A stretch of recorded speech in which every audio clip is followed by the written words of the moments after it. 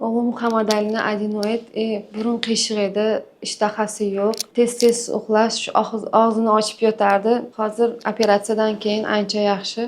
Xudoga shukr zo'r. Biz angrenlikmiz. Shu operatsiya qilganlar aytishdi, shu yerda Otabek akani keyin topib keldik. Rahmat, qo'lingiz dard ko'rmasin.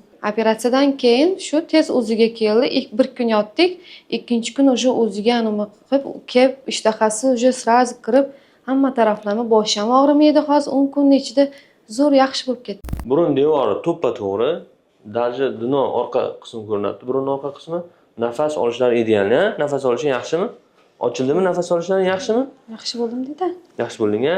E'tibor beramiz. Agar bolada burun to'sig'i keskin qiyshaygan bo'lsa, 5 yosh bo'ladimi, 6 yosh bo'ladimi, nafas olishda muammo bo'lsa, bosh og'risa, uyquchanlik bo'lsa, tez tomoq og'risa, albatta kender septoplastika, ya'ni burun devorini to'g'irlash jarrohlik amaliyoti o'tkazsa bo'ladi.